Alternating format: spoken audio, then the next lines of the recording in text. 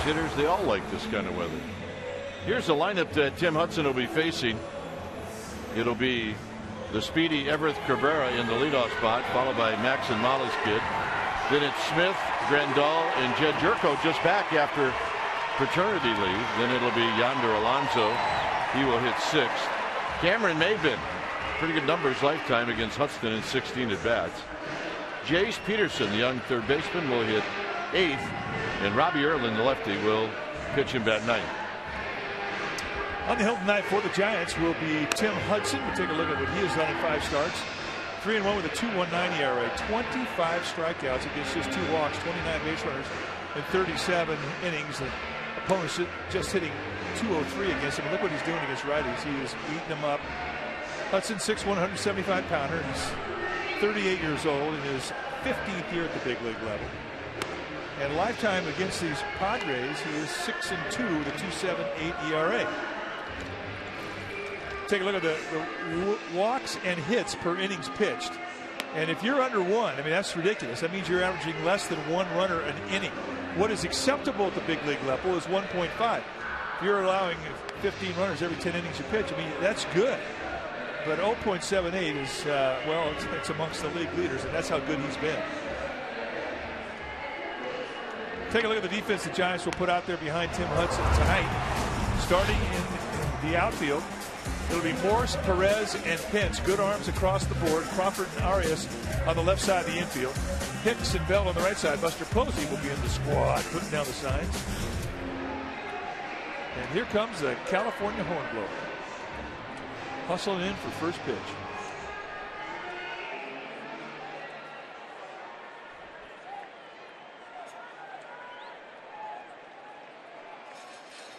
Tonight it is hot.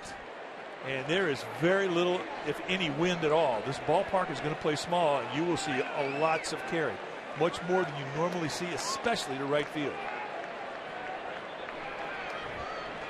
So here's Cabrera.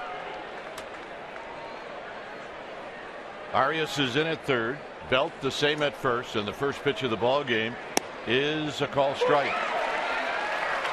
So we get started. What do you know? Right on time. Cabrera hitting at 295. He's had 2 hits in this series and 9 at bats. And he bounces this one to Belt. Belt will spin around, take it himself, and that's how this game gets started. 3 unassisted. All right, time now for our Nissan keys to the game. The Giants need to jump start Brandon Belt. He has been in a funk, had a day off yesterday. 2 days of hard batting practice. He thinks he has a swing back. Tonight he will get tested. And Hudson, get that sinker working early. Wide, no wind. You need to get that ball on the ground as often as you can, because you cannot trust the ball in the air tonight. Lots of carry in this ballpark. And those are your Nissan keys to the game. All right, good keys.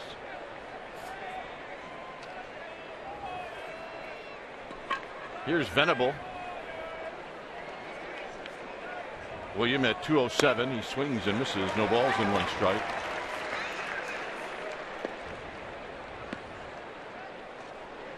Venable had 1 at bat on Monday, and he picked up a base hit, and he went 0 for 3 in the game yesterday. On the ground to Belt. Belt on his way to tying a record, 2 down.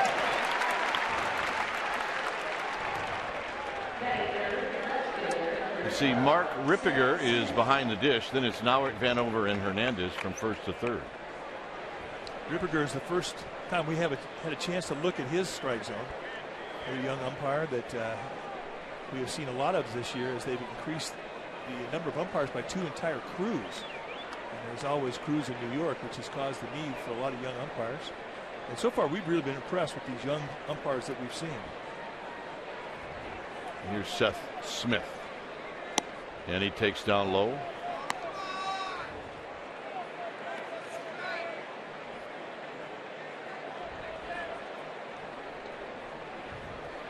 Smith at 273, a couple of home runs, 7 driven in. And he takes a strike. He's 2 for 11 lifetime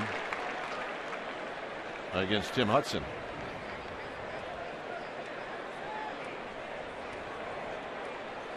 The Padres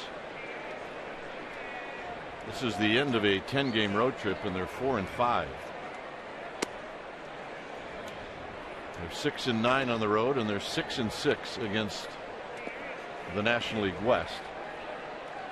So Bud Black is actually mixed and matched, and he's won some games where they've had guys dinged up, paternity leaves, disabled list, slumping.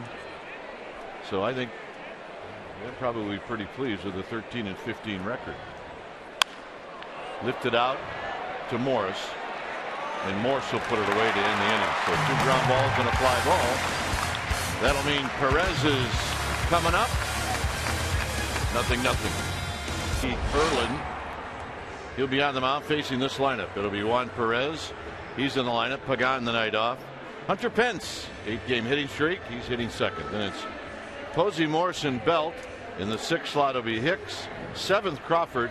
Joaquin Arias is in the 8th slot, and then it'll be Hudson pitching and batting 9th. On the hill tonight for the San Diego Padres will be the Santa Cruz native Robbie Erlin, a Scotts Valley High School legend. He's taken his 5th start for the Padres, 1-3 with a 6.35 ERA, 20 strikeouts and 22 2/3 innings. He's got a high 3/4 release, which gives him an acute angle on a curveball, which is his best specialty pitch. But he's got a changeup and a slider to go with it. You're going to see a fastball that's going to be high 80s. He'll pop 90 a couple times, but he has to be fine with his command. He has to be able to work corners. Let's take a look at the defense playing behind Erlin tonight. It'll be Smith, Maben, and Venable. Cabrera, Peterson on the left side of the infield. Jerko and Alonso on the right side, and Yasmani Grandal will be in the squat putting down the signs. And the first pitch is high and wide, and it's 1 ball and no strikes. Perez getting at bats now and then, and consequently hasn't been able to put much together as he pops this one out of play. He's 1 for 11. As I mentioned, Angel Pagan will watch this one, at least for now. A night off going into an off day, so he'll get 2 days off going into the first game in Atlanta, which Bochy likes to do with veterans. High and deep down the left field line. It is foul. Good. We almost see lightning striking twice here in 2 consecutive nights. Pablo Sandoval with a night off. So get that thing a little bit more to the right. Grandal came out and said, "Don't throw that one again." Yeah. And how far foul was it? Well, judging by what it missed the pole by, not a lot. Yeah, it's one where you think that the baseball gods are working against you. This is popped up. It'll be Peterson down from 3rd. 1 out. And that'll bring up Hunter Pence.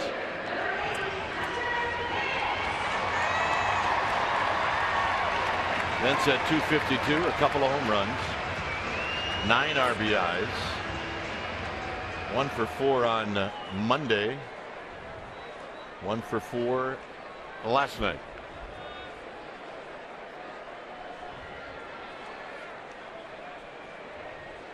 Faced Erlin 3 times. He's 0 for 3.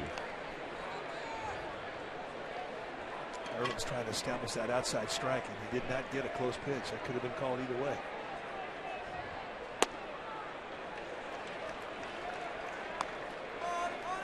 Buster Posey to follow.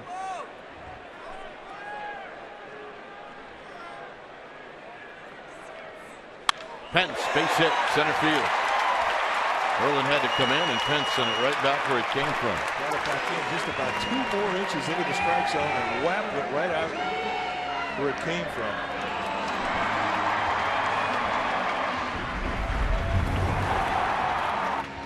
Last night, Buster Posey in the first inning measured out a big, slow curveball from Eric Stoltz and did this. It was the 2nd home run hit in the inning. The first one by Angel Pagan. This one was number 6 on the year for Posey. And he made it look easy.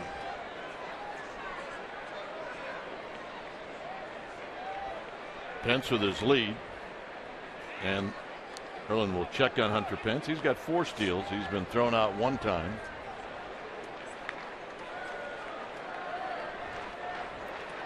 6 home runs on the season for Buster Posey. 3 for 6 lifetime against Erlin.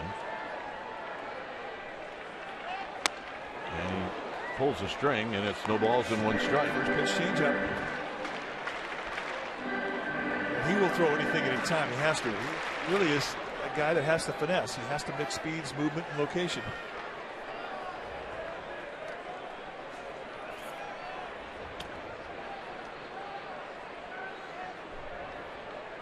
Pence goes. Throw down to second. Not in time. I thought for a second when Larry Vanover was pulling his arm back that he was getting ready to ring Pence up. Yeah, well, Bud Black just told Grandal to go out and talk to Robbie Erlin, which will give the replay specialist in the Padre clubhouse a chance to look at it. That is not going to get changed.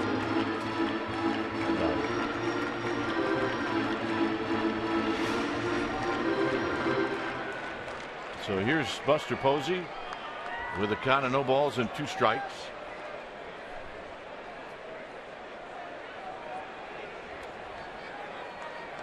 Pence now with 5 steals on the season.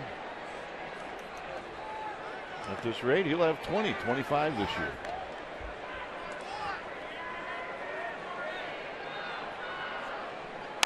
Popped him up. It'll be Jerko who'll put it away. Jerko just back from maternity leave, a new father. Major League Baseball allows you to leave the team for 3 days, and you can be replaced by somebody in the minor leagues for those 3 days. So we don't know how much sleep he's had, but he's back in uniform. And that's a bat that Bud Black's missed. Yep. Here's Morris. Morris hitting .301. 6 home runs, 19 RBIs.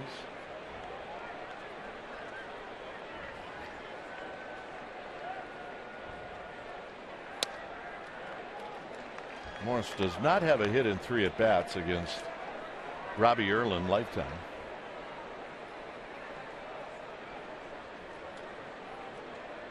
First base is open should Erlin choose to go after Belt.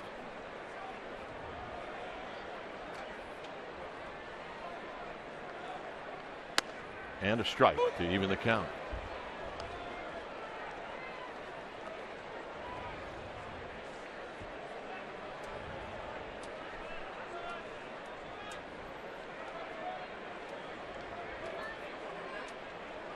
Erlin a long look in, and Grandal trying to come up with the right fingers.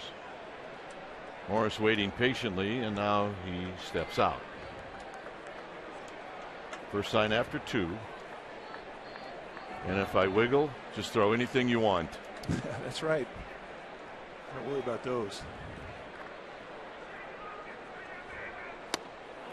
1 and 2. Changeup's been a good pitch.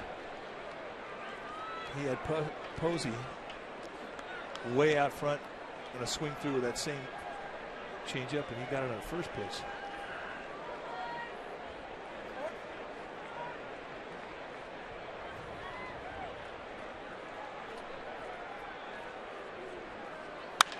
Driven to right. This is a fair ball, and it's off archway number 2. Coming in to score is Pence. Into second base is Morris with a double. 1-0 Giants. If Robbie Erlin's going to stay on that outside part of the plate to Michael Morris, he's going to go to right field just like we saw. Really lets this ball get into him deep and stays in the outside location. I mean, that's just a guy that's using the whole field with a lot of power. You can see that there was no slide with the waist. He stayed right between the legs, rotated right through the back hip, and just launched it to right field. And that's 20 RBIs in the month of April. Pretty good April right there. So here's Belt. Belt looking for his first hit on the homestand. And he takes a breaking ball for a strike. I think the best thing for Brandon Belt right now and what he's going through is to face a lefty. Why? Just stay in there. Keep that shoulder in.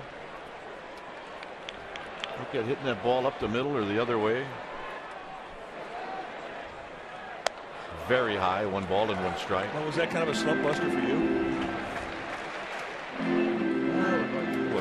I made enough contact where my slumps are not going to be swinging and miss slumps like Belt's. But yeah, I basically try to do that every time up. So that could have been I was in a slump a lot.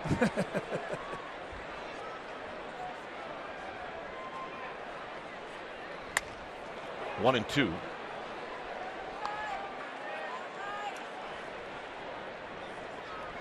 You can see the concern in his face. Another swing through on a fastball. This is what has plagued him over the weekend.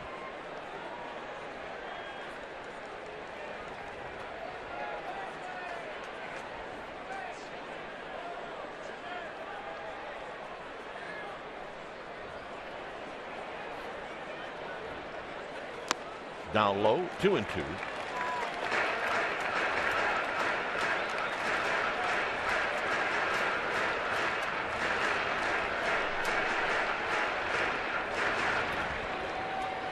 Bud Black, the skipper of the Padres, former Giant. Great guy. And he has done a fantastic job in San Diego. Belt pops it up.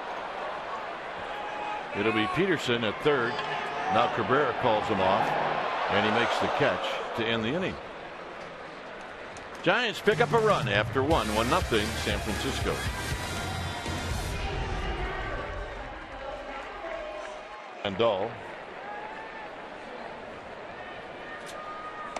Randall hitting at .236, a home run, 5 RBIs. 0 for 3 lifetime against Tim Hudson.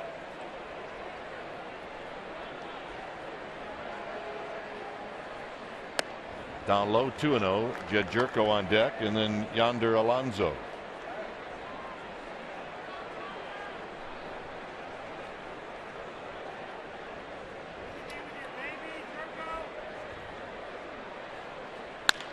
On the ground to Hicks. Hicks has got it. So on the 2-0 pitch, he gets the ground ball. All right, time now for our AT&T U-verse rewind, and we're talking about Yusmeiro Petit. Last night he was the man. 72 pitches, 50 strikes, 15 of 20 first pitch strikes, and he only had 2 3-ball counts on the night. He was absolutely in command. And that's our AT&T U-verse rewind. Here's Jerko. Big swing from Jerko. He'll take a lot of those. No balls and 1 strike. 144 is average. He's in a bit of a funk. 4 for his last 28. Hudson hits the outside corner, and it's 0-2.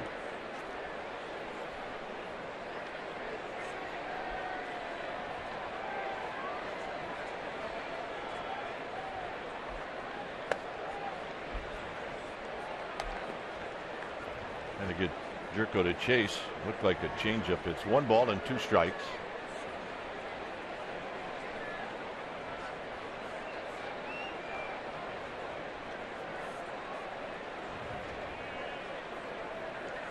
Curveball, didn't throw many.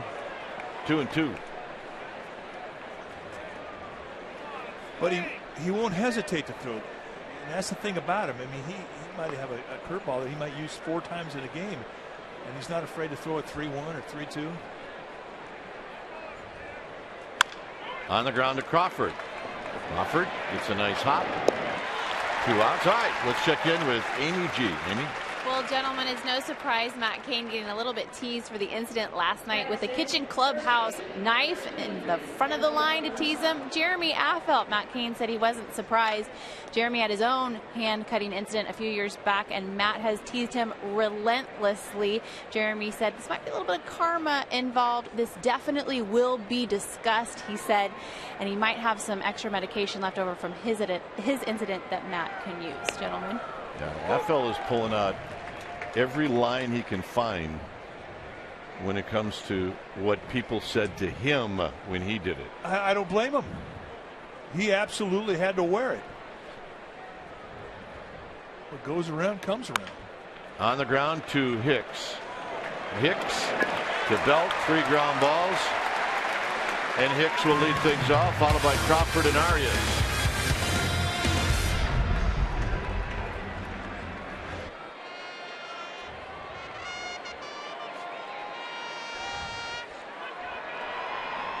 And the pitch to Hicks is down low.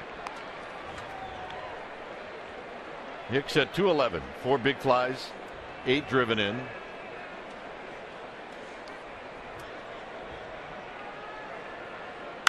Hicks goes the other way and deep. Venable looking up, out of here. You don't see many to right field. Hicks just did it from a right-handed hitter. 34th ever since this ballpark opened up in 2000, where a right-hander has hit the ball out to right field. We talked about how this ballpark plays when it's hot and there's no wind. And right field opens up, and Brandon Hicks just takes advantage of it. He watched Michael Morse. He went up there with an approach to right field, and here's his reward. It's really the only home run in the league where you can call it by the sound. If it hits that metal, it's gone. As Crawford takes a strike. Morris over there going, dude, I told you, right field, that's the answer tonight.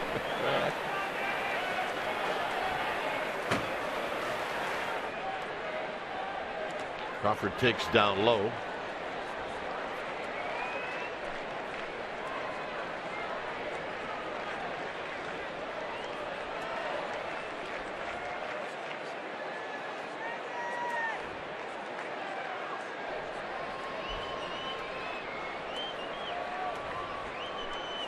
Crawford, a shot, Maben almost overran it as that ball came back as Crawford hit it right on the nose.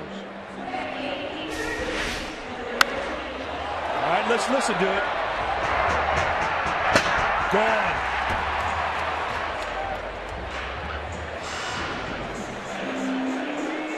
Paul Nowert, first base umpire, singing the One Finger Blues. Here's Arias. Arias takes an off-speed pitch for a strike. Yeah, nice opposite field at bat there for Brandon Crawford, too, hit it to left center. That ball knuckled on Maben.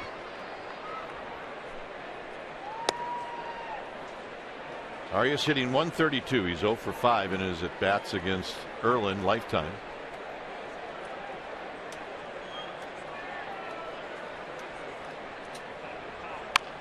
On the ground to third. Right there is Peterson. 2 down, and Hudson will hit.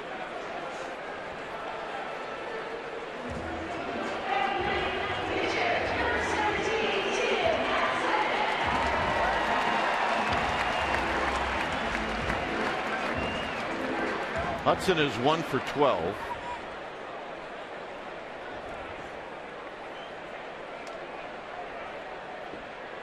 And he lines one into left center field, and he's got a base hit. So Hudson 2 for 13. You watch him in batting practice, and you can tell. I mean, he knows what he's doing with the bat this afternoon. You go back and see what he did at Auburn, and he had some incredible numbers as a hitter. Good balance through the swing, covers his zone well. Pablo Sandoval. No better cheerleader in the league, right there. No. When he doesn't play and he's got a night off, he is #1 with the pom-poms.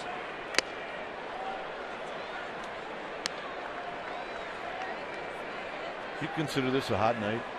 I do. What do you think they're thinking back east?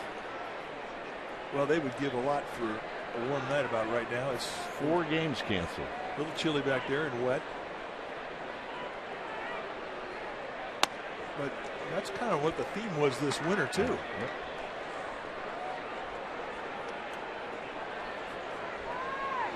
Baltimore, canceled.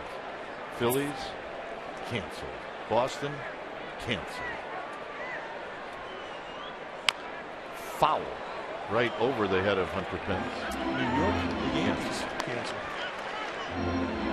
Some teams wish. Texas wishes they were canceled. Brewers wish they were canceled.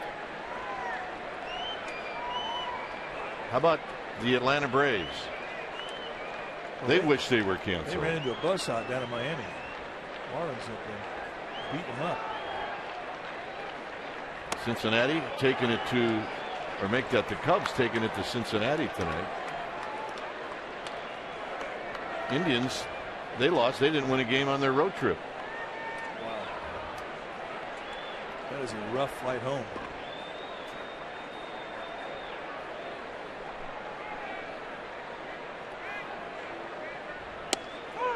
And Perez out on strikes, and they'll end the inning. First strikeout for Erlin. Brandon Crawford hits his 5th of the year. It goes the opposite way. It's bye-bye. They would take a little time to get in that box.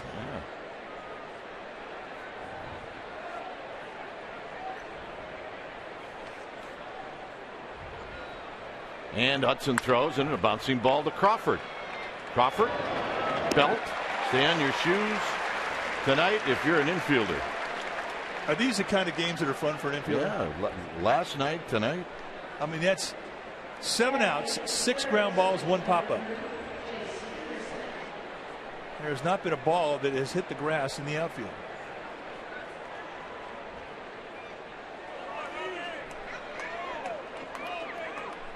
And he's throwing 19 pitches, and that's the beauty of what a sinker baller can do. He can get a lot of quick outs within 3 pitches. Jace Peterson off the glove of Belt into right field, so that'll be the first base runner. A line drive that Belt could not hang on to. Jumping on the first pitch. And it just got on him too quick. He couldn't get up in time. So there is the first ball to hit the grass. Broadcaster's jinx.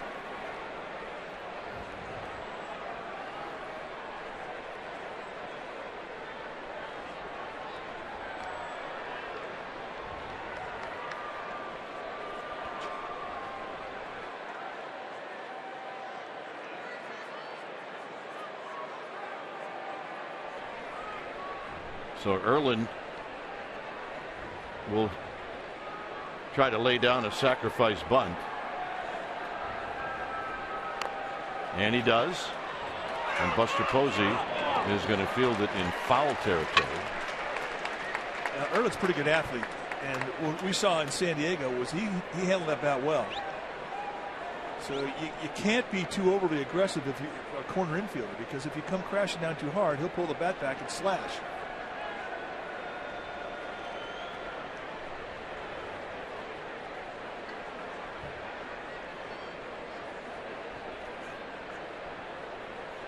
So Erlin will try to do it again with Peterson at first and 1 out. And a quick toss, and back is Peterson. We found out something about Peterson very early the first time we saw him, is he can run a little bit. Yeah, he can run a lot. I mean, he's really a big reason why he's here at the big league level is because he can steal base. He had big stolen base years in the minor leagues. 39, 51, 42 last year. This is off of Posey's shin guard. It's 0-2.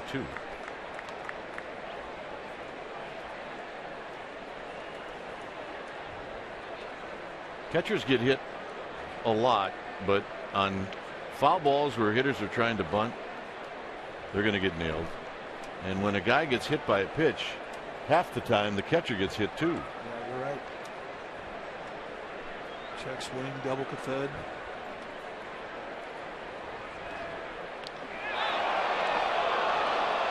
Close, no cigar, says Paul Nauert.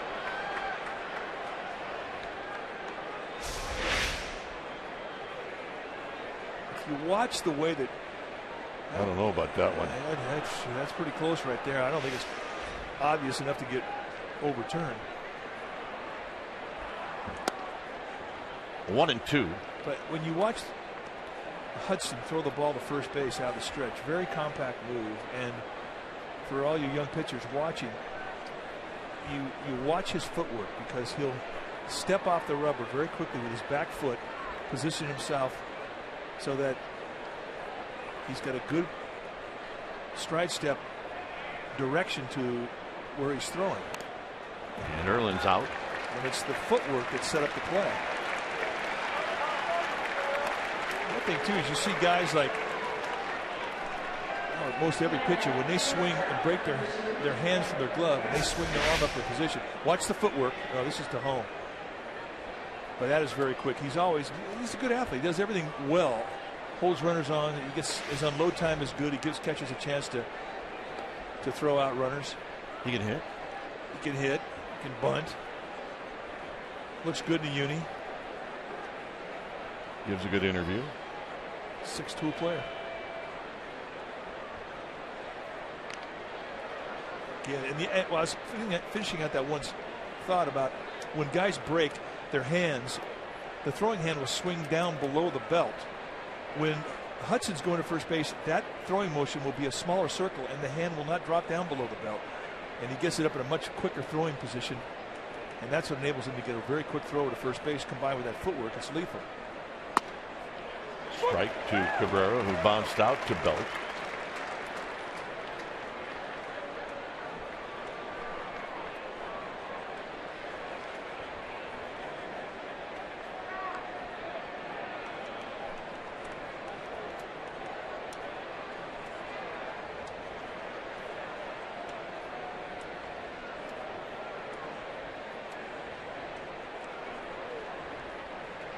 And Hudson really isn't thinking that he's going to pick Peterson off. He's doing this for Buster Posey. Well, it's 100% steal opportunity. I mean, you have your leadoff hitter on, 2 outs, and you have a runner at first.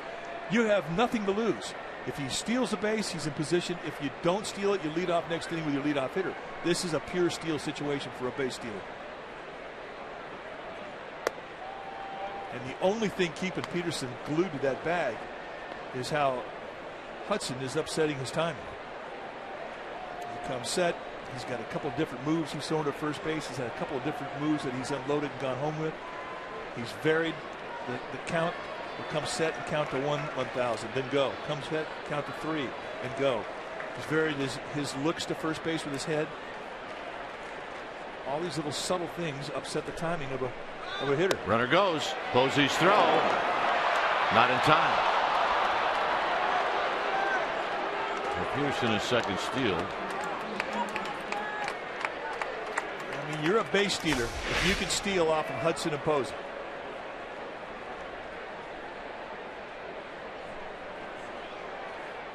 If he gets him in the back leg, Larry Vanover, the crew chief, on the call. And he was safe. Just too wide off the bag with the throw from Posey, and that allowed a window of opportunity for Peterson, and he took full advantage of it.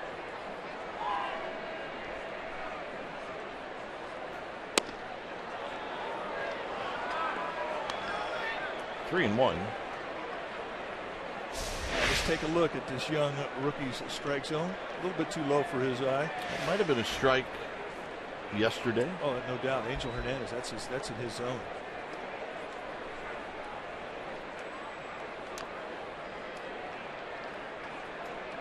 Cabrera will make you raise that pitch up, and that's how you want to try and hit a sinker ball and make him get it up. This time it goes to Tim Hudson. Yeah, I think he threw a little cutter there. Not a whole lot higher than the previous pitch, but with different movement. One was going away from Cabrera. That was the ball. The other was coming back into it.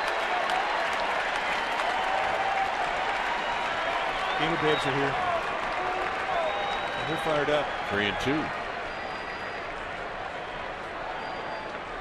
And now Cabrera steps on. Hudson, you can see, like a lot of veteran guys, once people get on base, this game is going to slow down. But nobody's on, it will speed up.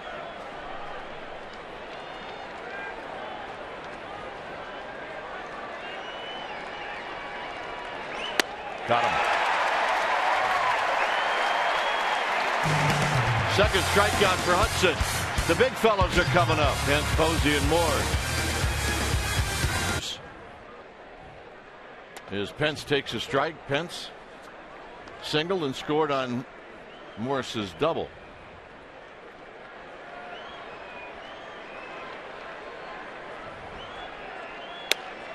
And here he looks at another strike. It's 0-2. Yeah, that's a fastball that he took on the inside corner, and he was not looking inside. Remember his last at bat, he beat a fastball away, right back up the middle for a base hit. So Erlin's made the adjustment. They're going back in again. It's all about adjustment. And when you give up a base hit to a hitter, you know the area that he covered, and you don't want to go back to it. He's convinced that he can get there. Do something else. Pence takes low. It's 2-2.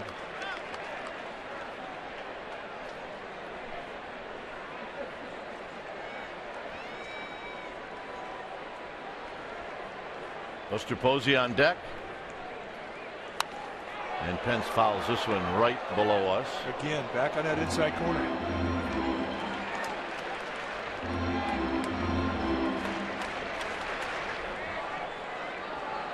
And these are things you talk about after an inning where a guy gets a hit off you.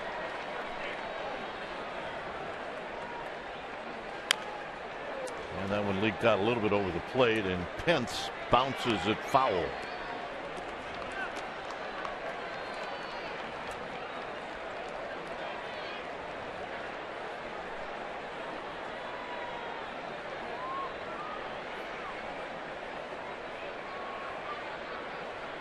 Two-two pitch up the middle. Erlin knocks it down. He will recover, pick it up, and throw Pence out. If that gets by him, it's a base hit. And that'll bring up Buster Posey. Watch the way that Erlin finishes up. And he's in real good position to field the right side of the infield. He didn't have a lot of coverage going to the right field side, I beg your pardon, on that shortstop third base side. That's where he has all his coverage. So he gets a piece, goes to the bare hand, makes a nice play.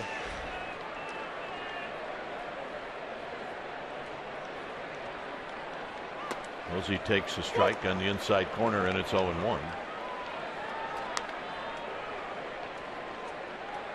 Buster popped out to the second baseman in the first inning.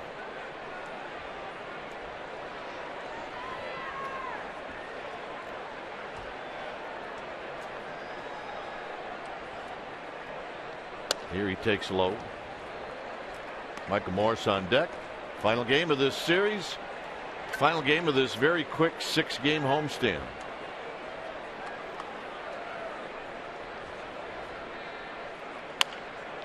On the ground, foul. You go back to San Diego, and Posey, first time seeing Erlin, gets a fastball and takes it right out to left center.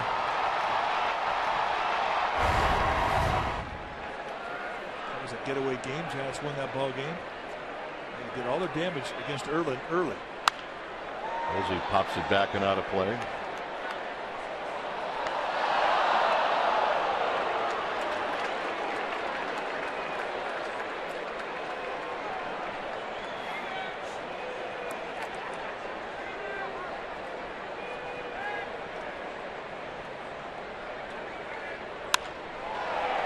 Into right center field. It'll be Venable. Time to log on to csnbayarea.com and decide the player of the game. Your vote counts. Winner will be revealed during Giants postgame live. Follow the action on the diamond like never, ever, ever before with enhanced Bloomberg stats and more. Giants in-game live on csnbayarea.com. You can log on right now and vote.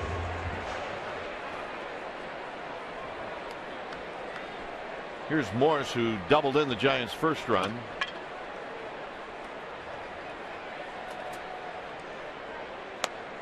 And he takes a pitch down low with Brandon Belt on deck.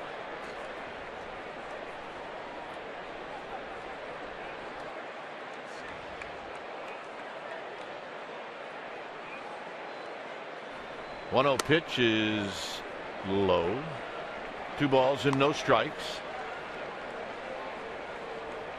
Manny Grandal, the catcher with the Padres, voicing some disapproval of the way that pitch was called with Mark Reppinger.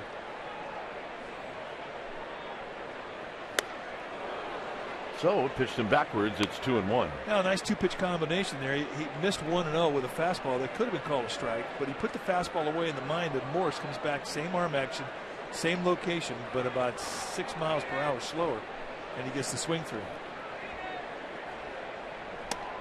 3-1 with Morris now thinking he's probably going to get that 3-1 changeup again. Well, he'll definitely guess here. And that's what's good about a hitter's count, is you can freewheel and guess all you want. That's why I never guessed right. Well, 92-mile-an-hour fastball. That's his best bolt right there. I mean, he reached back and that's a little competition fastball. Sneaky.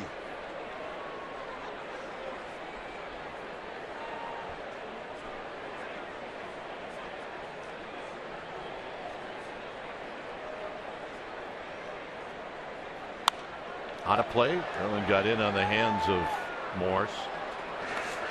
Four-seamer running in the hands with a little cut. So now you've definitely established hard stuff in the mind of Morse with the 3-1 fastball and the 3-2 fastball. And that sets up that changeup again.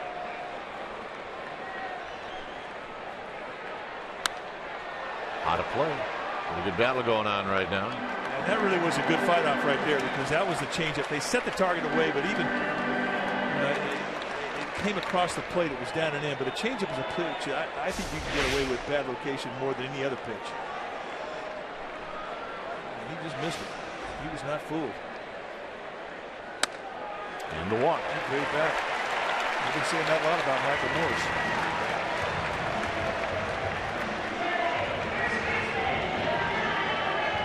I wish we could have the conversation that is going on between this man's ears as he walks into that batter's box. He talks to himself.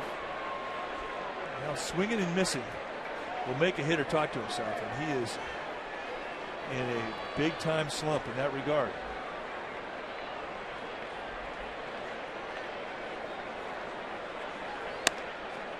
And a high fastball, and it's 1 ball and no strikes.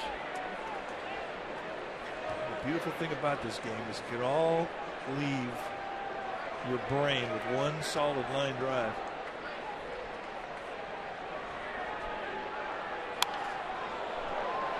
Belt out of play.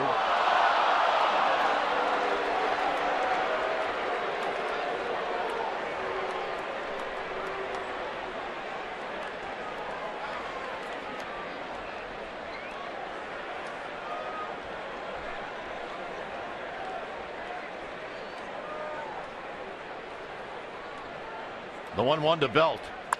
Belt, little flare to left. Is this going to fall? You bet it does. And it kicks all the way back into the infield. And Belt has got a double. Remember that hit. That may be the one that turns him around. Now, of all the Padre outfielders, Seth Smith probably has the smallest range in the outfield.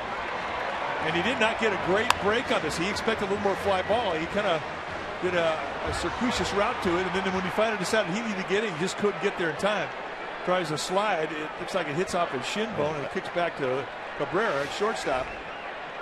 I do like the kick save, though.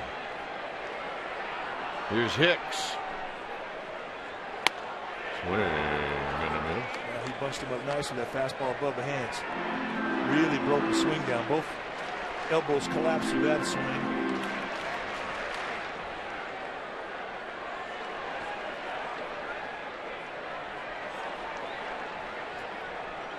Going right back in there again. Opposite field home run for Hicks. It happened in the second. Looking away, getting what he's looking for, staying real solid with that front side, and just letting his hands start to sing. Impressive home run.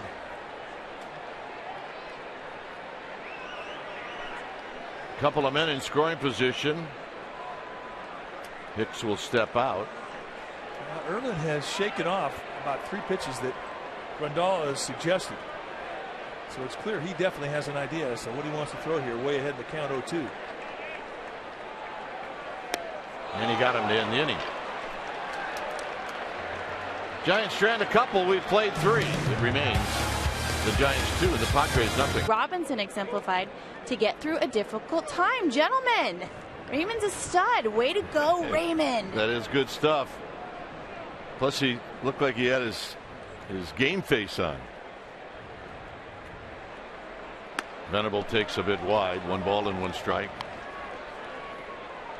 Maybe not game, maybe studious face.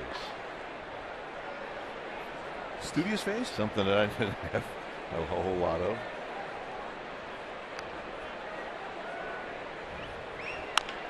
Tap right back to Hudson.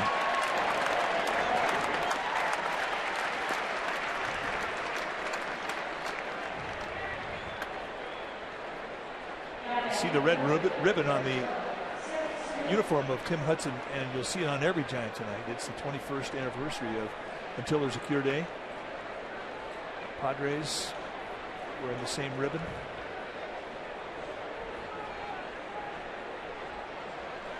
There was about a 4-year stretch where it was at Candlestick. Smith rolls it foul, where it wasn't just until there's a cure day. It was also until there's a cure day and a fight day on the field. Well, and it was usually with the Colorado Rockies.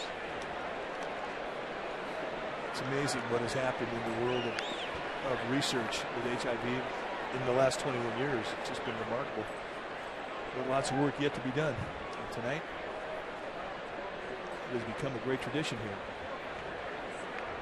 0-1 to Smith with 1 out. Smith is going to lift this one into right center field. Pence tells everybody that he's got it, and he does. Just took his legs out, and what Tim Hudson does so often, he just takes the sting out of a hitter's bat. And you do it by taking his legs out. Watch the body shift right through, and the weight go on the front foot. Now he starts to reach. Once you get a hitter to reach, you've got him. You want him to hit the ball. Unless that pitch is down and in, he's not going to hit it anywhere. Here's Yasmani Grandal, and he looks at a strike.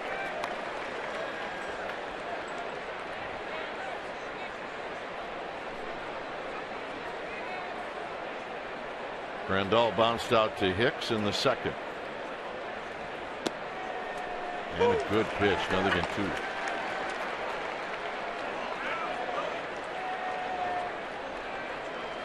This tight little breaking ball, and everything he's hitting tonight is right around the knees when they get to Posey.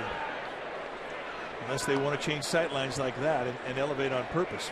But for the most part, he knew this ballpark was playing short. He knew he had to establish knee-high command, and he's done it since the first pitch of this game.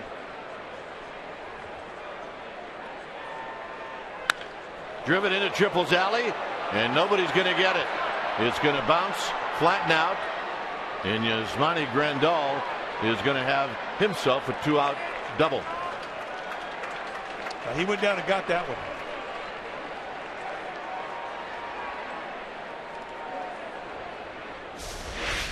So that's the second hit for the Padres. Knee high out of the middle of the play. I mean, they wanted the thing off the plate away. It kind of came back in the strike zone. And Grandal, nice job of finding a gap. For catchers, it's doubles alley. Yeah, that's a fact.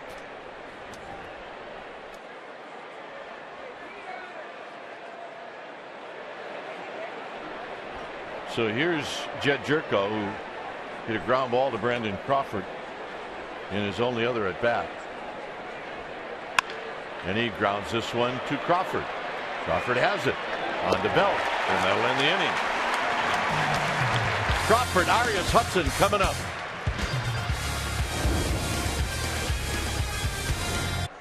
/ special events, and check it out. Here's Crawford. Crawford hit the ball right on the nose, but it found the glove of Cameron Maybin. I told him the other day, I said, you know what, you're doing it again. He goes, what? I said, you're hitting the ball at people. He goes, I know.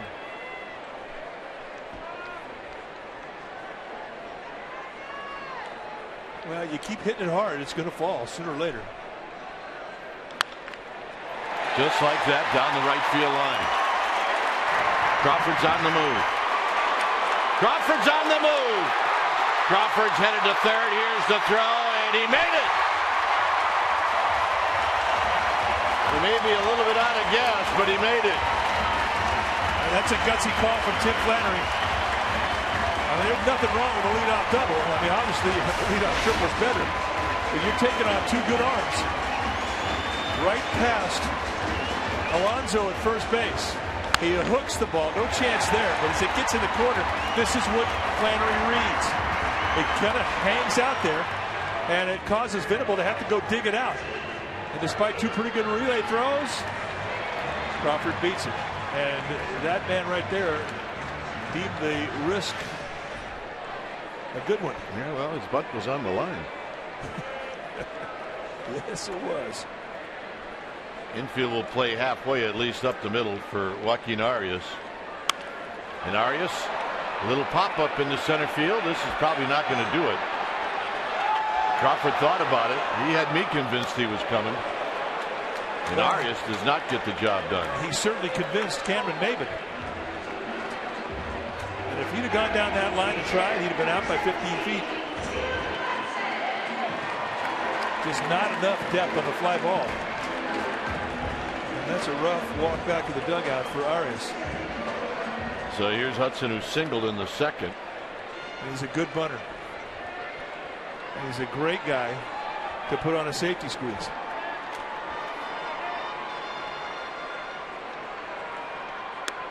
And he takes a pitch for a strike.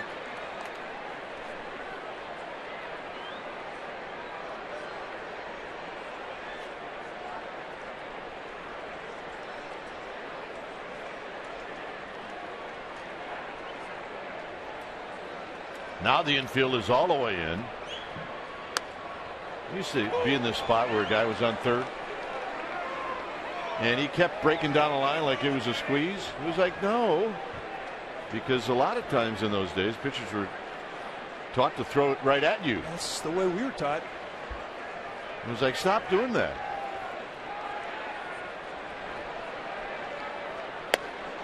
And Hudson on 3 pitches, and he's not buying it. Not going to see a pitcher argue too many times, but with a guy on third and less than 2 outs and a guy that can hit a little bit. Yeah, it's the first time we've seen this pitch called a strike. And you oftentimes you will see an umpire expand the zone a little bit for pitchers. Really, pretty perfect 0-2 pitch.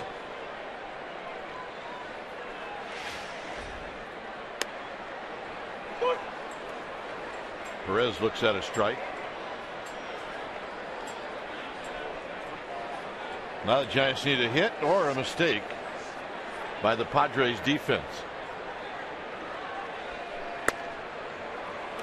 And a quick 0-2. Well, the only way you take fastballs like that is if you're looking the inside part of the plate. Unless you're just flat out guessing for something soft. Either looking middle in or guessing soft.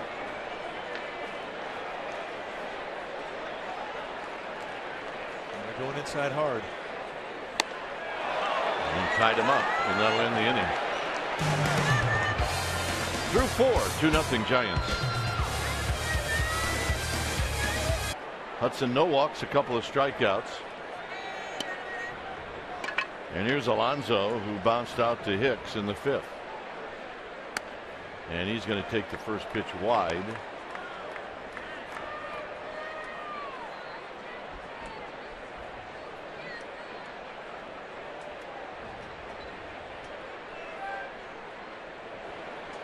Two and 0. So Hudson a little off on the first 2 pitches to Alonso. You know, we've seen a lot of young umpires for the first time this year, more so than any other year. And Mark Reppinger is another one of those umpires. And just about all of them have low ball preferences. They call more low strikes around the knees than they do belt high strikes.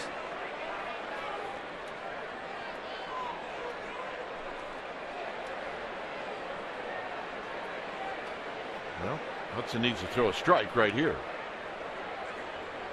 And he does, and it's 3-1. You can see by the actions, Hudson's a bit frustrated. He's thinking that's the same pitch, just call the ball. Now what's the deal? And don't think for 1 second that veteran pitchers will not work a rookie umpire.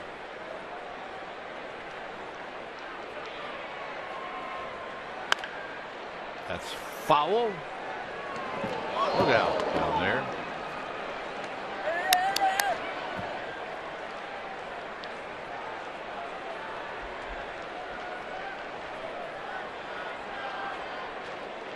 3-2.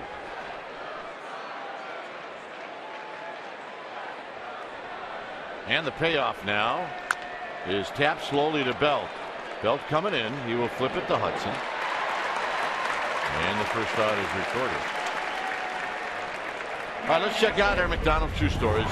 On this date in 2004, Brian Dallimore making his first major league start. He knocked a grand slam over the wall against Dontrell Willis for his first big league base hit. Dallimore became just the 5th player since 1974 to hit a grand slam for his first major league hit, as the Giants went on to defeat the Marlins 12-9. His only home run.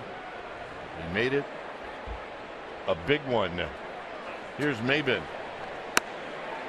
And a strike, and it's 0-1. That ball dude on the first base line was Rick Apicicea.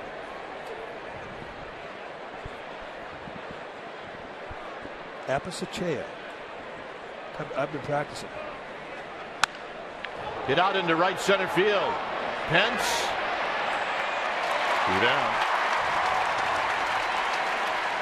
Life is beautiful if you get it up where the outfielders can get underneath it in Triple's alley. You're right. I mean, if you get have all the fly balls go out there, there's so much room. And what teams have done here, and watching how the Giants play this field, they've copied the Giants and they've taken away that gap. You can see how far off the line that Hunter Pence is. I mean, that's a long way. Here's Peterson.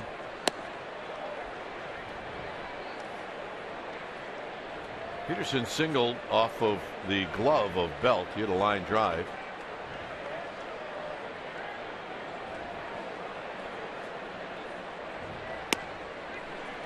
And a call strike to even the count. Nice changeup. Well, you go back and chart all the pitches that he's throwing when he's been behind the count, and he's really mixed it up. Slider, curveball, changeup, split.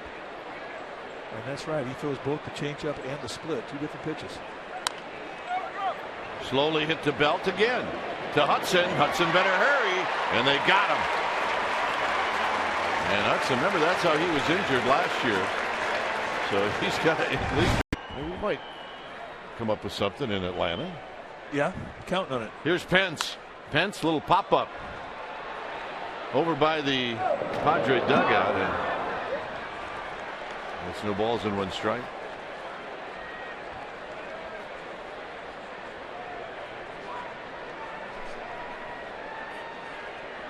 Buster Posey on deck. Down low to even the count.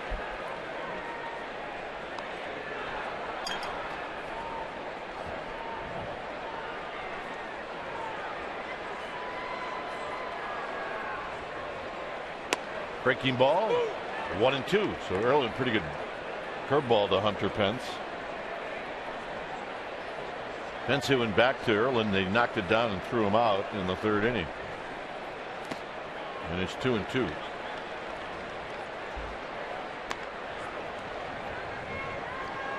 I mean, that's a good curveball. Bounce that thing at home plate as big as that thing is. That nice high 3/4 release that he's got. Give you a lot of tilt on that pitch. And he is not afraid to come inside. You can see why the Padres like this young pitcher. Very competitive out there. And Hunter Pence stays alive. And he's dragging him through the garden. The last 3 pitches, he threw a 1-2 curveball in the dirt. Pence checks it. He throws a fastball at 91 on the inside corner, missed by maybe a half of a ball. Then he comes back at a 2-2, and he throws a 3-2 pitch, and he comes in with a changeup.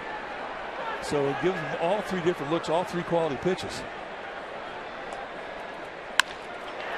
On the ground is short for Everett Cabrera. And Pence is just retired. Well, Monday, May 12th is Filipino Heritage Night. Your special event ticket, well, it's going to include a ticket to see the Giants take on the Atlanta Braves and a collector's edition Filipino Lucille bobblehead. Every ticket sold benefits the continued relief efforts in the typhoon-devastated region of the Philippines. Remember, to receive Filipino Lucille bobblehead, you need to purchase this special event ticket. Go to sfgiants.com/special events. Buster Posey has popped out and he's flied out. And he ropes this one over Jerko's head into right center field. So that's a 1-out single, and that'll bring Michael Morse to the plate. He hit a home run last night off Eric Stoltz, and there are some similarities between Stoltz and Erlin. And I think the first two at bats, he went up there looking to go to left field, trying to pull, trying to think the bleachers on a hot night when there was lots of carry. And it messed him up, and he went right back to the right center field gap and had a great at bat. So he kind of corrected himself within the game, which is what the good hitters do.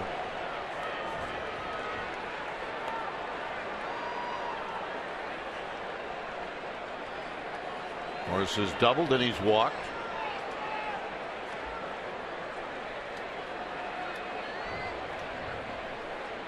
And he takes a big curveball for a strike. Bullpen activity now. Tim Stauffer headed down to the pen.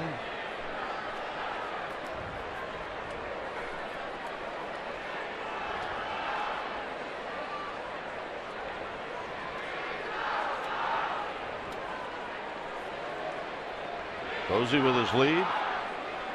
Swing and a miss. Nothing in 2. So a big slow curveball, strike 1. Then he throws a changeup on the inside part of the plate in the dirt. Soft ball in the first 2 pitches of this at bat. And that definitely sets up hard stuff in.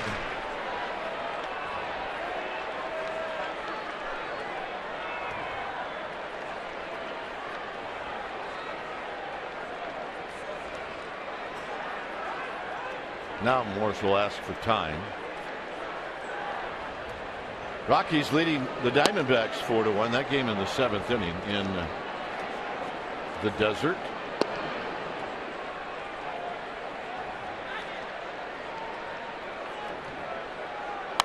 Out of play down the right field line.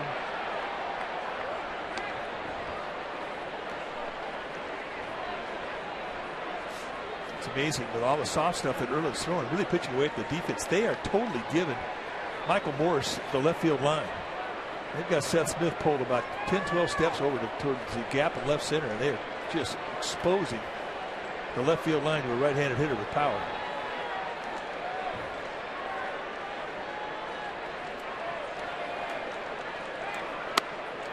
Very close.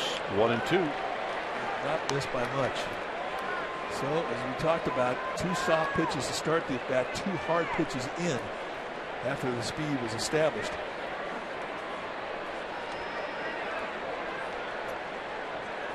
And it's a good time to go back in the dirt after you come up right around the letters with a fastball.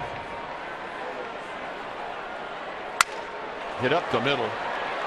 Cabrera will step on second, and that's a double play to end the inning. So nice job by Robbie Erlin. Onward we go to the 6th, and it's 2-0 Giants.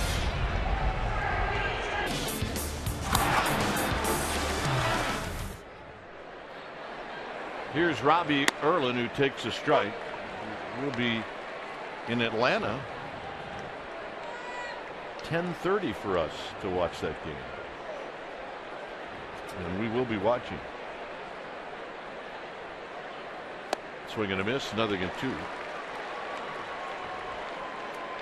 Did you get the suite in Atlanta so we can watch that? Absolutely. Good. Biggest one they got. Hors d'oeuvres. Pizza.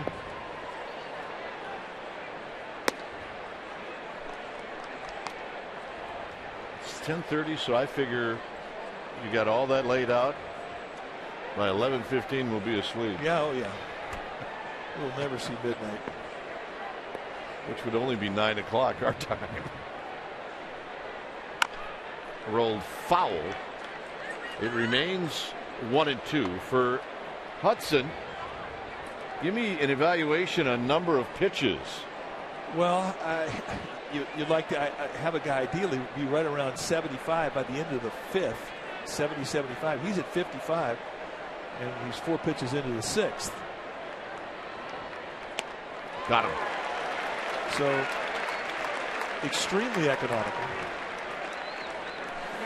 Well, if you're looking to host a group at the ballpark, check out the all-new Dockers deck. This outdoor premium space has a unique elevated view of the field located under the iconic glove in left center field, and it will seat up to 18 people.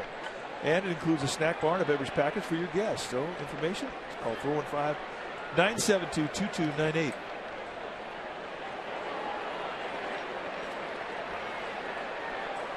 Here's Everett Cabrera, who bounces this one to Belt. A lot of activity for Belt tonight. And a lot of one-pitch outs. I mean, pitching coaches get really excited if you get a guy out in 3 pitches. 5 ground balls to Belt. There you see the total, 57 pitches on the night. The most he's thrown in any inning is 12. And that gets a pitching coach extremely happy.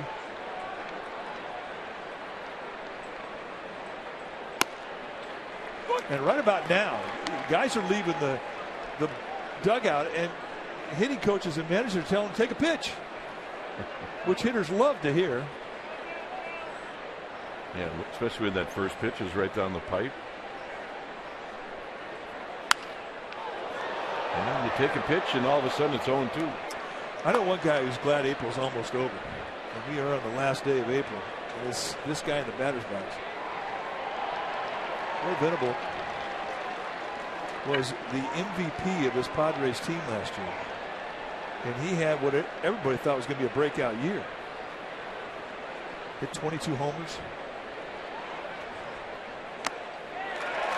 Venable out swinging to end the inning. For the Giants, Belt, Hicks, Crawford, 2-0. Belt goes the other way, but it's right at Smith. So 1 pitch, 1 out. Well, if you're not a finger licker, if you eat cotton candy,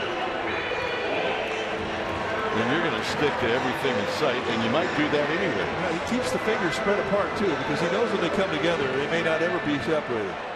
He's about 2 feet from tapping that guy with the nice shirt on the back. He's looking for some place to wipe his hands.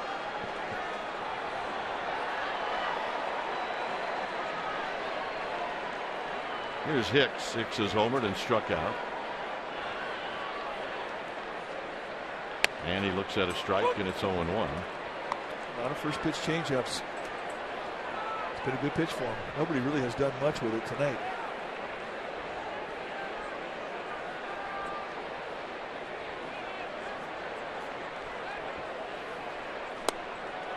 Two.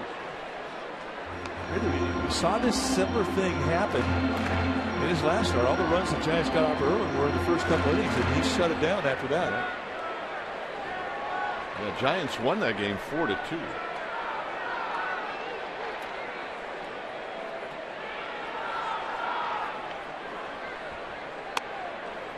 So that'll back Hicks off the plate, which is exactly what Erlin wanted to do. Now we'll see if he throws that changeup low and away. Well, 2 options. You can go soft away, or you can go hard stuff right back in on the hands. And Rudall wants curveball. And Hicks out for the 2nd time. All right, time now for our Togo's Big Play the Togo's way. And last night, Brandon Crawford put on a play that had all of us talking, and this place was buzzing.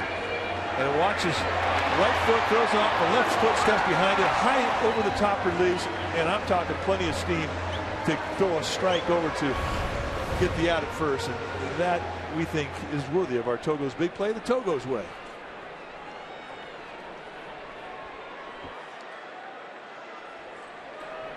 Crawford lined out to center field in the 2nd, then tripled over the first base bag in the 4th. And he fouls this one back. He had a good rip. And the Brandons have done some damage tonight. Brandon Bell a double, Brandon Hicks a home run, Brandon Crawford a triple.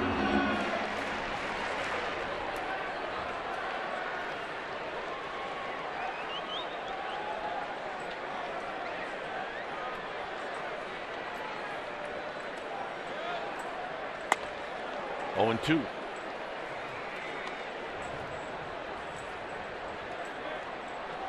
Biggest growth in this guy's young career has been between the ears in the batter's box. He is really learning how to think well when he takes his at bats. Makes nice adjustments within the bat, within the game. And what he has done this year to improve his approach to left-handed pitching has been really remarkable.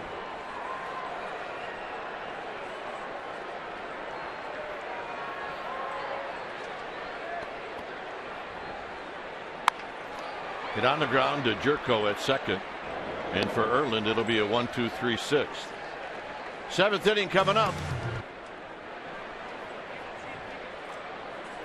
Smith is 0 for 2. He's hit 2 fly balls. And he takes a strike. Happy birthday, by the way, to my wife. In order to get in the house tonight, I needed to pass that along. Well, happy birthday, Michelle Kuiper. 0-1. Well, they try hard to stay up for us when we come home. It's not easy.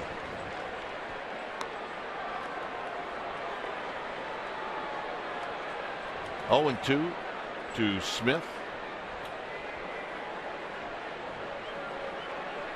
Softball in first pitch, a little breaking ball, flipped it over strike one. That came back with a great split.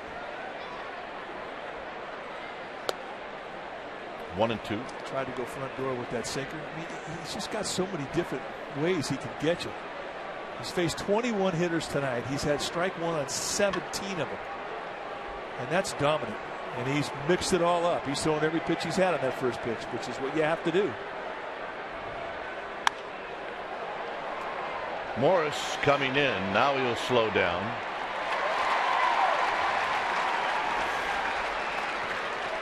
Take a look at more April notes for Hudson. 33-11 is his career record in April. 11th best in baseball since 1914. And this season, 8th time in April with 3 wins. Never won 4 in April. Last Giant pitcher to win 4 April games was Madison Bumgarner. He did it in 2012, 4-1.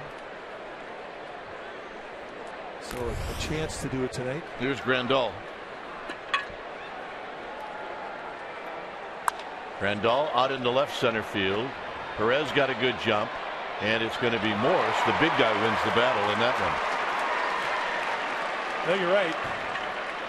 I mean, Juan Perez is put together well. I mean, if he was raised in this country, probably would have been a running back. But you're not going to win the war against Michael Morse.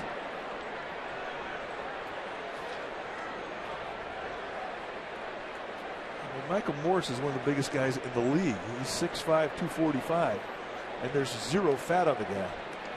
Here's Jerko.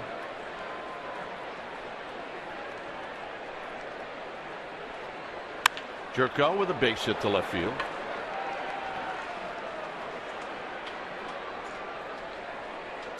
Remember that center fielder is the captain unless your left fielder is 6'5", weighs 245. Yeah. Then if you're Morris, then that guy's just a distraction.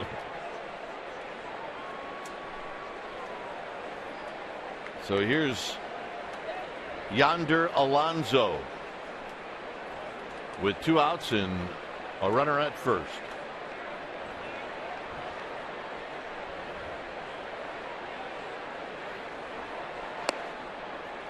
Alonso is bounced out twice, once to Hicks, once to Belt.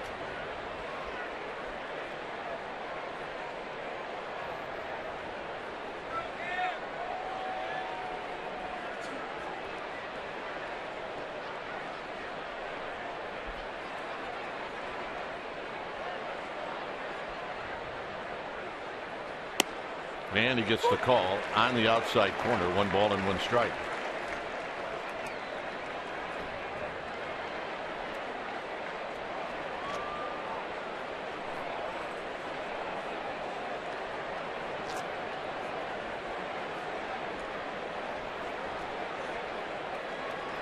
Giants outfield pretty much straight away against Alonso. This is bounced to Hicks. Hicks has it, and that'll end the inning. Another ground ball. It's 2-0 Giants. Bottom of the 7th coming up. Well, I don't see Crawford frowning. Here's Arias. To me, it looked like that was a genuine smile. So I don't think it was punishment.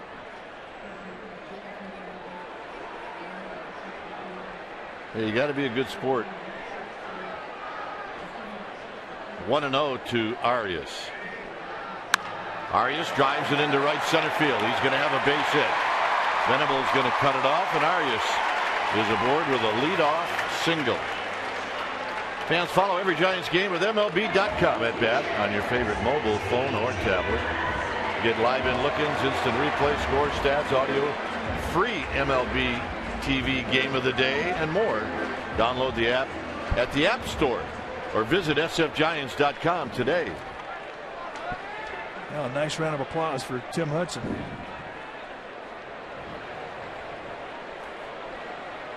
Here's Hudson. Hudson bunts it. And they're going to call it foul. Remember you thought the App Store was on Market Street? Yeah, I'm still looking for the App Store.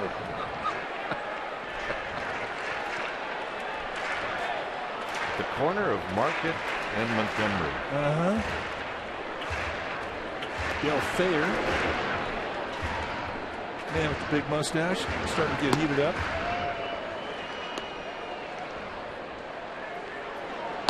So Hudson trying to get Arias to second.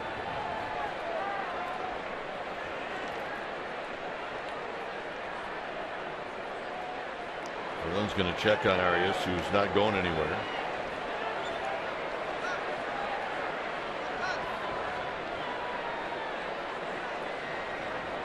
Juan Perez is on deck.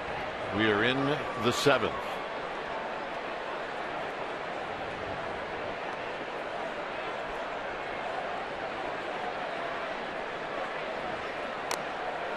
Well, Hudson's not happy so far that he hasn't gotten Arias to second, but he's got another shot at it.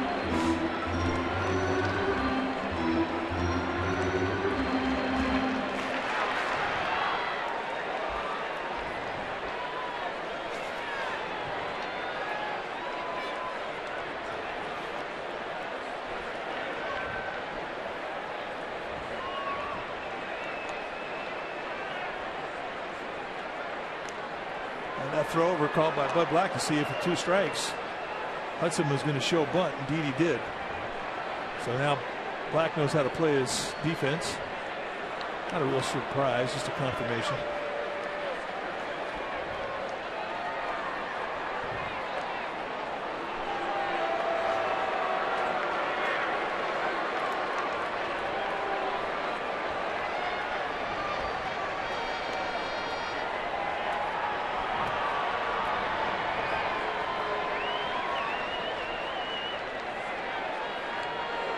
Hudson. Erlin thought about it. Jerko covering the bag. So in his 3rd attempt, Hudson gets Arias to second. Well, an interesting pitch there too, because the easiest pitch to bunt is a breaking ball, because the movement of the pitch is going down, and when you make contact, usually you're going to be able to put it on the ground. I mean, most organizations teach to throw that high fastball because that's when you pop up. And with 2 strikes, you can't be fine. First base, third base, you usually just try and bunt it back to the pitcher. Nice job.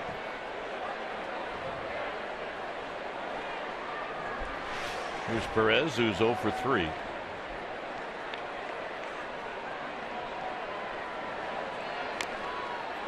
Chasing that breaking ball, and it's no balls and 1 strike. That must have got Grandal. Here's Bochy with a smile. Lots of pats on the backs. He's earned them. But if you look at that face, he's got work to do. And that's the look you want to see on your starter.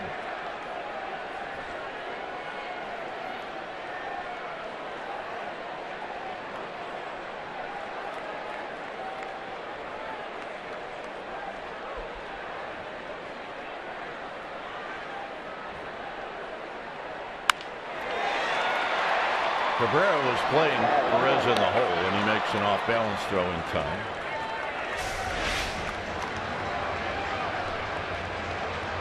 Yeah, and he does like that effort. I mean, there's a lot of pressure. That really isn't an easy curveball. We said it's easier to put the ball on the ground with a breaking ball, but that curveball he got, that was a pretty big one. We're going to get a double switch with Hunter Pence coming up.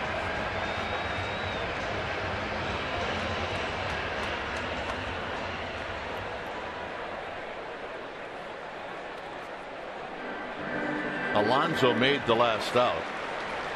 So we'll sort it all out when it's time for a change. Think Speedy Oil Change and Auto Service here. An occasional change up. Off to a great start. 2-0 with 0.71 ERA. And he's lights out. Just 12 runners and 12 2/3 with strikeout inning. Those are good numbers.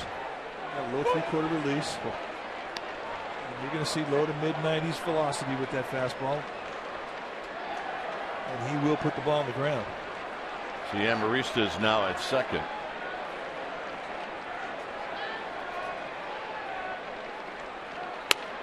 Two pitches, 2 strikes. Hunter Pence is 0 for 7 lifetime against Dale Thayer.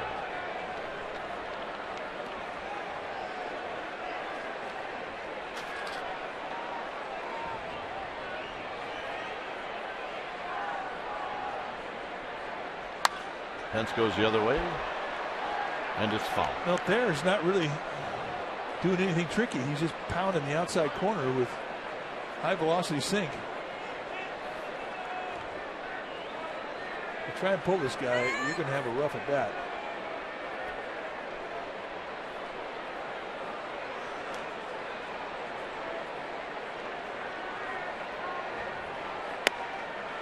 One and two. Away, backdoor sink, and then a big flat slider. Not going to see a lot of changeups to right-handers, but he will throw that to lefties.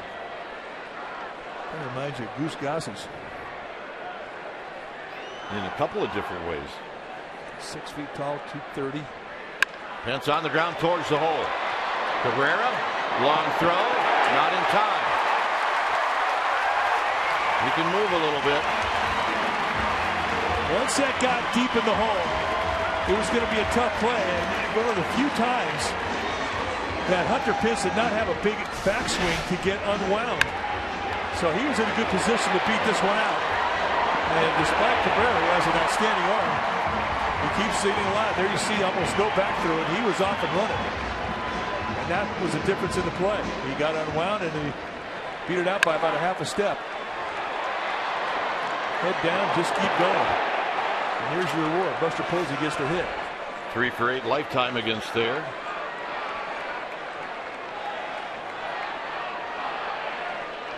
Pence goes. Swinging a bouncing ball up the middle for a base hit.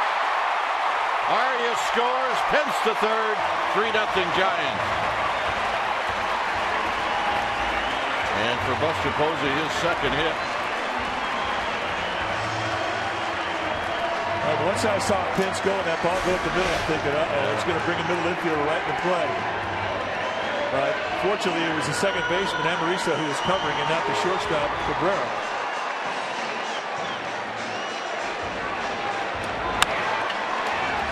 You know what? Nobody was covering second. How about that? They were giving him the bag.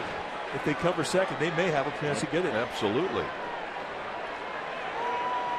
So here's Morse.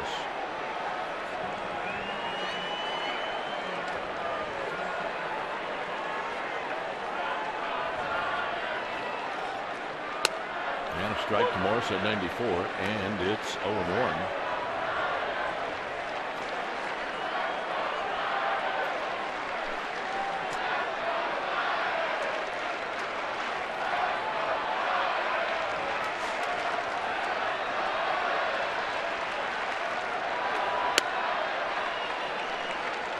Dale Thayer, a Californian from Murrieta, went to Chico State, played baseball up there. Great program up there.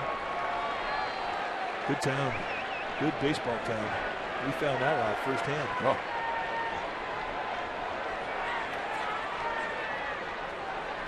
Down low, 2 balls and 1 strike.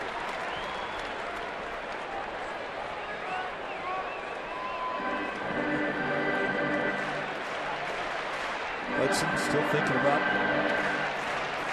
Cameron Maben, Jace Peterson, and Alexi Amarista, the 3 guys he's going to face in the 8th.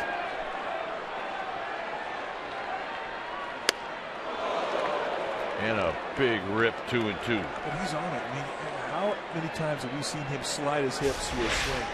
Not often. He lets it get deep. And that's a good rip. Got what he was looking for. Just a little tardy getting to it.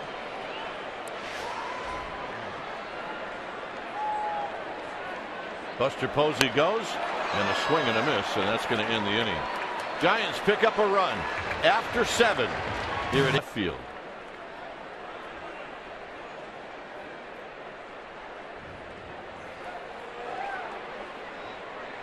So here's Cameron Maben.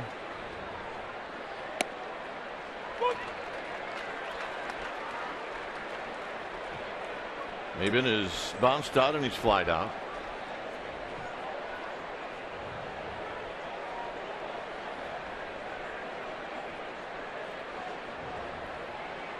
Curveball hit on the ground, and that's a fair ball right over the bag. And it'll be a double for Maben. That's the first time the Padres have had their leadoff hitter on tonight. And in scoring position. A breaking ball that kind of got lazy middle in, and he just spinned on it. They've been playing Arias off the line, and that just beat the defense. So here's Peterson. He's had good at bats against Hudson. He's singled and he's bounced out to Belt.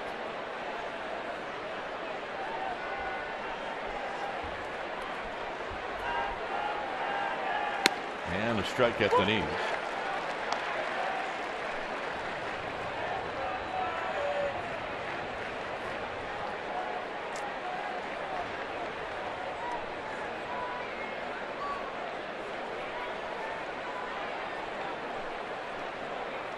Hudson a look at Maben, and this is hit up the middle to Hicks. Hicks will make the play. Maben moves to third. And that'll bring up Amarista.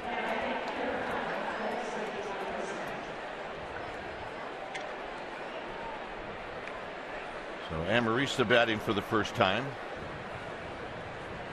He'll come into this at bat hitting at 175. He's got a home run. He's got 5 RBIs.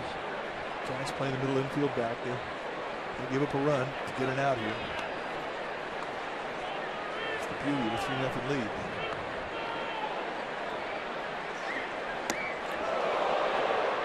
Almost hit Amarista. And that could surprise a catcher. I mean, as pinpoint with the accuracy of his command tonight that Hudson has been, it can catch you out of by surprise. And Buster Posey had to come way across his buddy and make a backhander to dig out that low slider. We haven't seen him miss by a wide margin at all with any of his pitches tonight.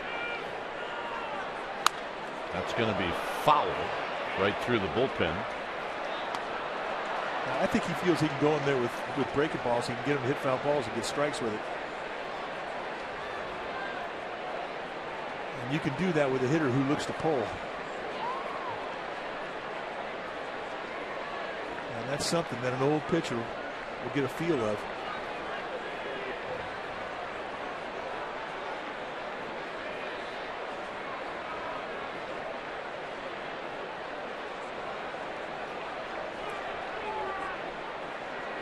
And the 1-1 to Amarista, swinging a bouncing ball up the middle.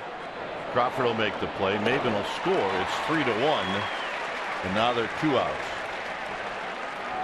You know, and that's the difference of being ahead 3-0 or being tied. Running third base is deep into a ball game, 1-run ball game or a tie game. You're going to have your middle fielders in, and that's a base hit. You have a run to give. You play your middle infielders back. They make that play.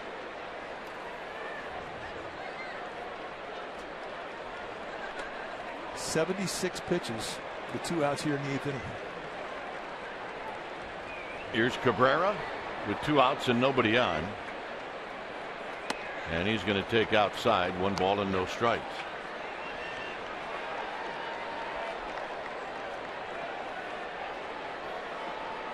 Bullpen activity now for the Giants. It'll be Affeldt and Casilla. 1 ball and 1 strike.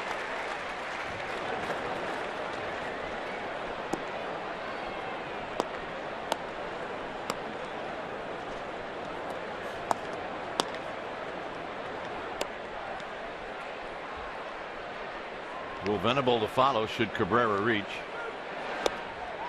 1-2. Nice back foot slider. He might go back in there again. That's one of those areas where if a guy swings at it once and misses, good chance he'll swing and miss again. Trick is getting the swing at it. And that last pitch was perfect.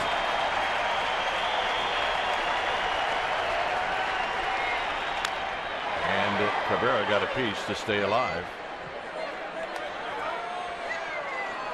Posey thinking the same thing, calling that breaking ball down and in.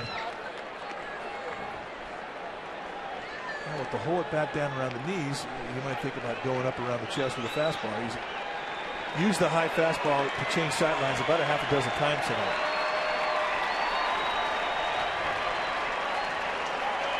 Pretty much front door sink. Got him. 5 strikeouts for Hudson. Brendan Belt will lead things off of the 8th inning, and it'll be Belt facing Thayer with Hicks and then Crawford. And Belt takes down low, 1 ball and no strike.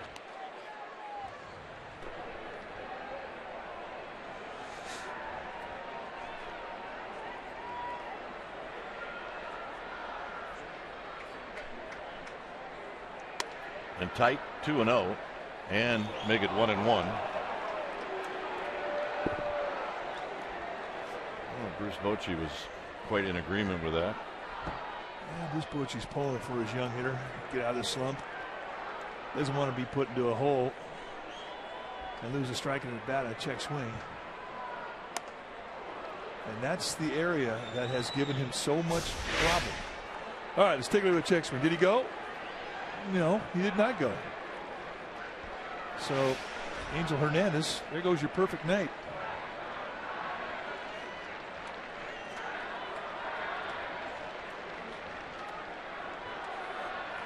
Got him.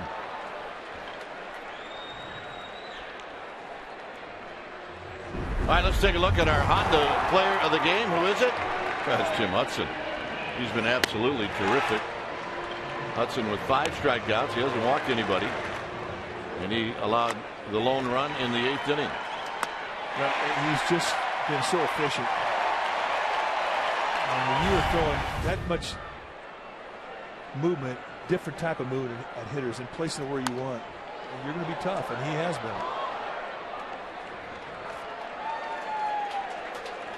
Here's Hicks. Hicks is homered, and then Erlin struck him out the next 2 times up.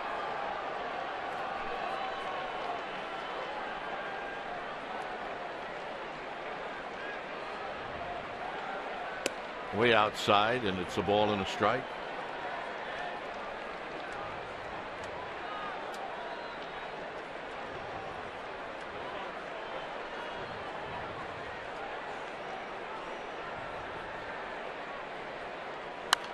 Hicks fouls it out of play, 1-2. Hicks's home run, by the way, went to the opposite field. Yeah, an AT&T rarity. Right-hander going out the right side of his field.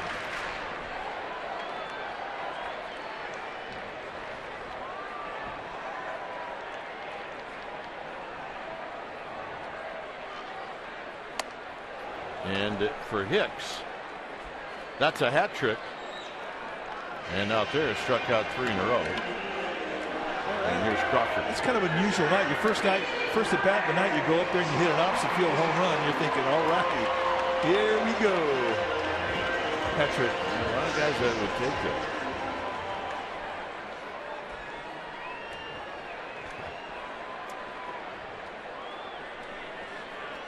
Some guys have made a lot of money doing that. Absolutely. Here's Crawford. Crawford tripled in the 4th. He's hit on the ground to Amarista. And we will go to the 9th inning, where Tim Hudson's going to come out. It's the Giants 3 and the Padres 1. Who is 0 for 3 in this game. Romo is starting to throw in the bullpen. And Venable rolls the first pitch foul right over the Padre dugout, and it's no balls and 1 strike.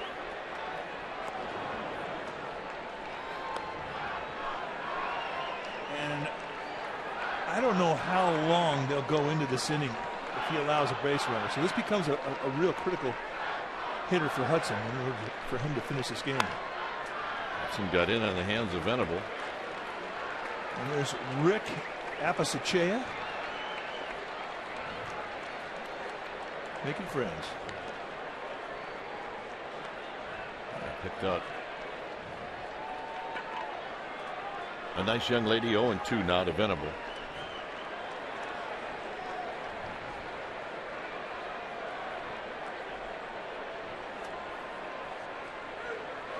Got him.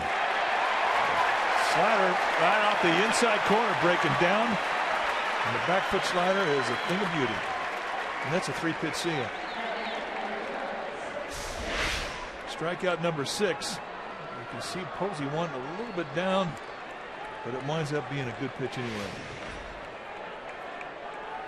Here's Smith. Smith is flied out 3 times.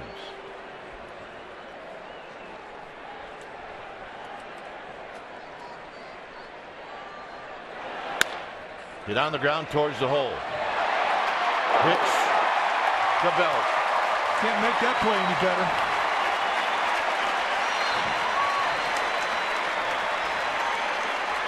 Hudson 1 out away from his 14th shutout in his career. And a play like this will give you some gas in the gas tank. Beautiful. Into a slide. Spins on the ground from his back knee. Makes the exchange. Glove hand, bare hand. And there's your strike. Grab some pie and meat. Here's Grandal, who doubled in the 4th. And a strike, and it's 0-1. I can't tell you how cool it is when everybody's on their feet and they're cheering for you to finish. I said I called it a shutout. I guess it's 3-1. Might as well look at the score. In my mind, it's a shutout. Yeah, it's pitching like it's a shutout.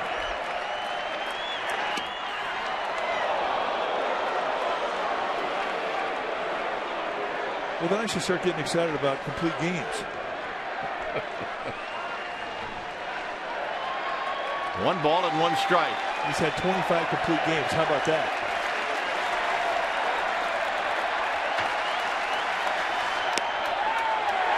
Well, he's getting the corners now, 1 and 2. Yep. Now he's worked this rookie umpire, and he really has done a nice job behind the plate. And this is definitely one to make a hitter turn his head.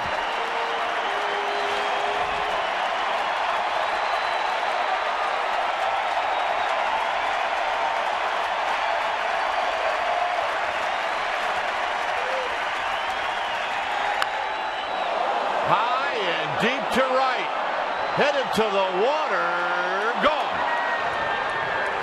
And it's 3-2.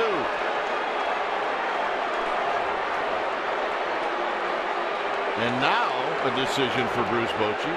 Now he's looking up at the pitch count, and there's 89 pitches up there, and then he's saying, you know what, that's enough. I'm bringing in Romo. He's on the top step. He's waiting for a pitch hitter to get announced. They only have right-handers left on the Padres bench. Nice swing, boy. I mean, he knew it too. Gonzalez had 2 great at-bats tonight against Hudson. A double and now a splash hit. Well, Hudson is going to receive a really terrific ovation as he departs. Well, he's earned it.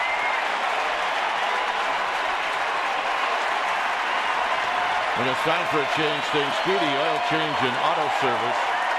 Your oil change tune-up from Smog Experts. We'll be back. Closer, Sergio Romo. And there you see the numbers for Romo. All good. 6 for 6 in save-outs. 10 strikeouts against a couple of walks. Just 8 base runners. Trying to save it for this man here who was absolutely fantastic tonight. Denarfia is 1 for 6 in his career against Romo. First pitch is outside. 1 ball and no strikes. He threw him a first pitch fastball. Giants have pitched him well in this series.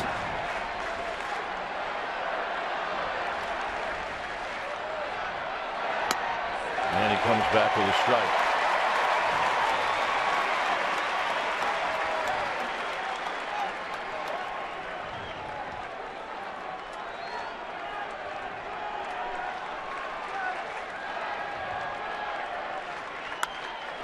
Hit foul down the right field line and out of play. It's now 1-2. Well, he was diving on that other half looking for that slider.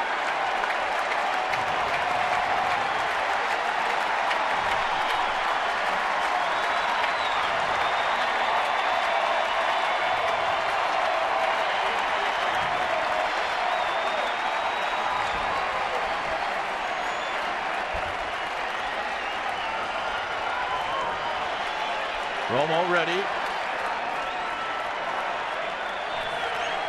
Outside the slider, 2-2. Yeah, he's mad at himself for that one. He wanted one that was a little bit of a better tease than that wide angle slurve.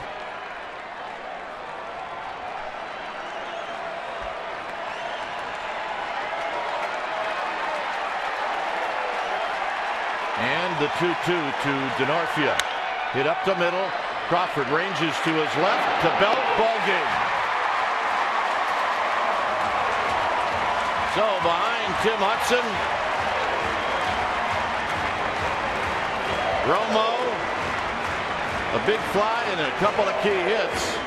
The Giants take 2 out of 3 from the Padres. Now in a 5-6 homestand or 5-1 homestand, they really played great ball. And this is coming up to a road trip that is going to be a bit nasty. 3 teams that are going to be good opponents, and you needed to have some confidence going in, and folks, they've got it. So Hudson's going to win his 4th game in April. He's never done that before. And the final score here tonight is the Giants 3 and the Padres 2. Esurance Giants postgame live. The interviews and the wrap is coming up. But first, let's go to the Sportsnet Central studio.